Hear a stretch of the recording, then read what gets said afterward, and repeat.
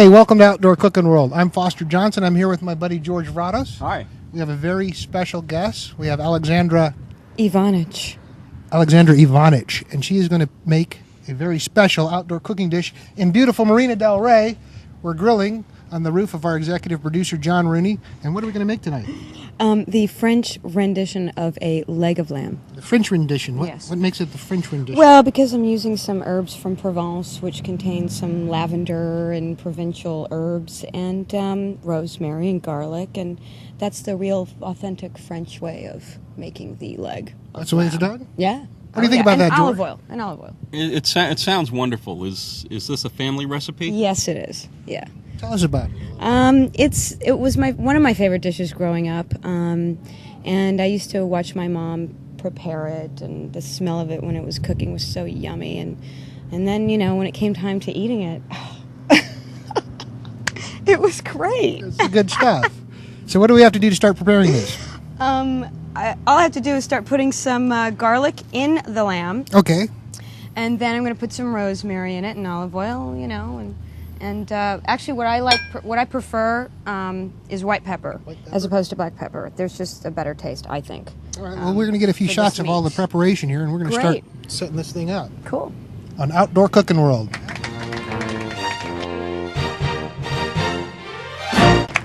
So, Alex, how do we begin this recipe of yours? Well, we take cloves of garlic, and we put it actually in the lamb, which is what I'm going to do as we speak.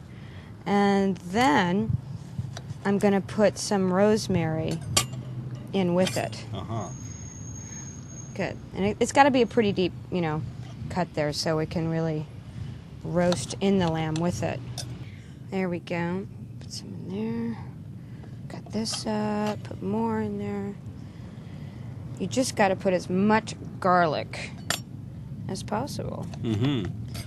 So this recipe's not too complicated then?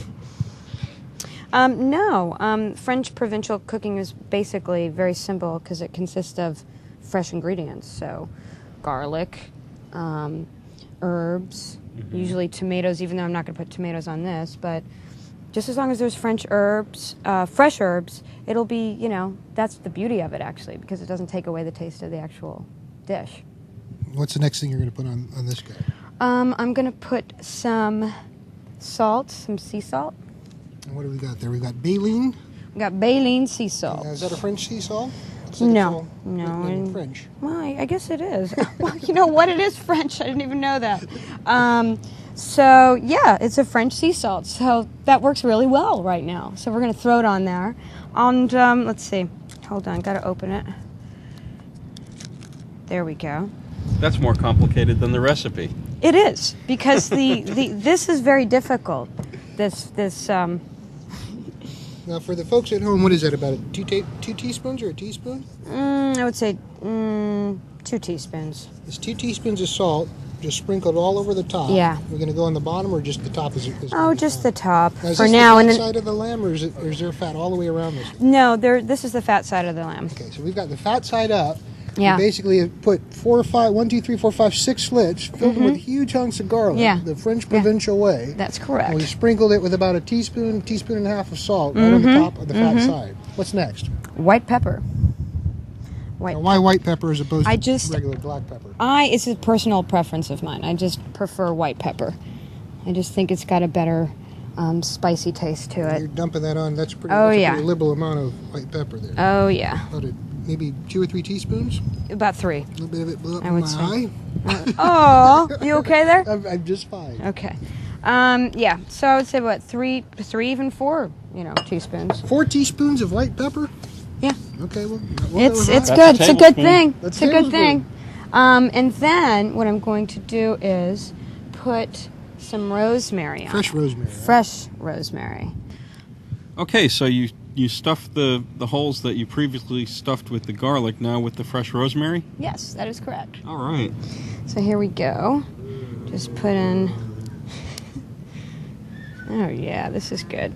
So you grew up watching your mom do this? Oh, yeah, every Sunday she would just be in the kitchen all day cooking some sort of, like, French or actually Hungarian dish. Uh-huh.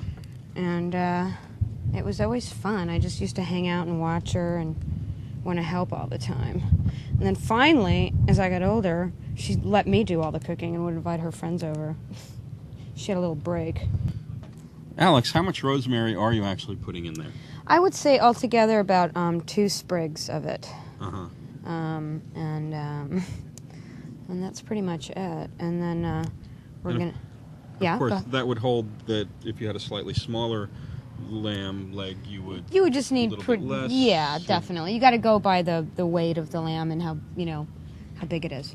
All right, so we've got we've got this wonderful seasoning on here. You've got the white pepper, salt, 2 sprigs of rosemary for each of these holes with these giant pieces of garlic in it. I swear they're about as big as half a clove of garlic in each of those. And then how big is the actual cut? It's about 6 1/4 pounds. So this is a 6 1/4 pound. Yeah. We're cooking it for how long once we get it on the grill?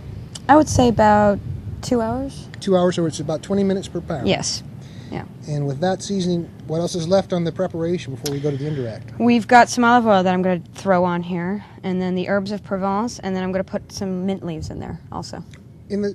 Stuffing it with mint leaves A little also? bit, just a little bit. Yep. That sounds wonderful. Yeah. All right, well, let's here get you it on go. the olive Thank oil. you. Here we go.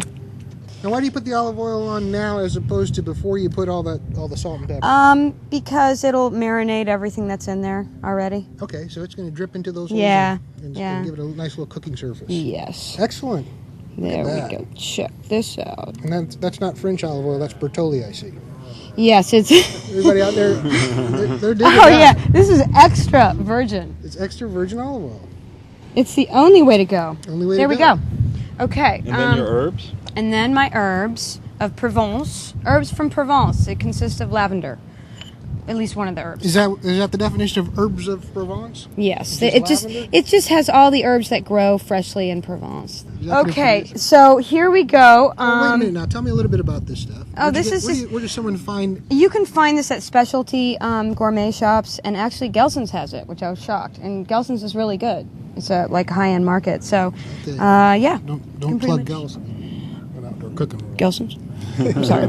I'm sorry. Okay, so that's it. So that's that, and then I am going to put a little bit of mint, since I'm going to be making a mint sauce. For this So you're going to dish. cook the actual mint in with I'm the going lamb. to just put a little bit, just so it has a little bit of a mint, aroma, and Just a little hint of mint. thank you. Little hint of mint will give it a nice little taste. And there we go, and then we can pretty This is ready much. for going on the This grill. is ready. Okay, so what we're going to do right now is we're going to work on the Weber that's behind me, and we're going to build ourselves what's called an indirect cooking source. Correct. And you're going to tell us all about the way that you do indirect. I know how George and I do it in Outdoor Cooking World, but you got sort of like a special little recipe where you're blending some mesquite with some charcoal briquettes. Correct. And the big old 50-pound Weber back here. Yeah, and then actually I'm also going to cook these little potatoes here in the pan. In the pan that's In the pan middle. as this is dripping on it. As We're it's- gonna have a drip In the pan. actual drippings? Yeah. Yes. Now, do you wait a while to add those, or do you? What I'm going to do is I'm going to boil them a little bit first, and then put them in the pan. Okay, that's not cheating. No, that's not So cheating. We're going to take a quick break at Make Outdoor sure it'll Cooking taste World, good. You know what I mean? and then we're gonna set this up. Right now, it's time to light those coals Yeah. Yeah. on Outdoor Cooking World. Hey, thanks for coming. Okay, we're out here with the big Weber, and we're going to talk a little bit about indirect cooking. What we've got here is we've got this nice little aluminum foil pan, and what that's going to do is it's going to catch all the fat drippings from that leg of lamb. And then those fat drippings, because they're down here among these coals, are going to get hot, and they're going to condense and come back up on the top of the leg of lamb and drip back down there. What's it called, George? It's like Indirect cooking. indirect cooking, but you call it self-basting? Self-basting. Self-basting. Yeah, the juices are gonna rise up and coat the meat again and fall back down, and just continuously do that throughout the cooking process. Okay, sounds like wonderful. I follow the old Weber cookbook. I put 25 coals down there for you, Alexandra. I put 25 on either side. George, let's go ahead and light those, and we'll get this guy going. As soon as they get ashy gray, they'll be ready to go, and we'll lay that leg of lamb down. Should we go in the kitchen and maybe start working on those parboiled potatoes and that mint sauce? Absolutely. And then we'll head Let's out there do to it. the old ocean, And then we'll go and play a little volleyball while this guy's on catch the grill. one of those sailboats and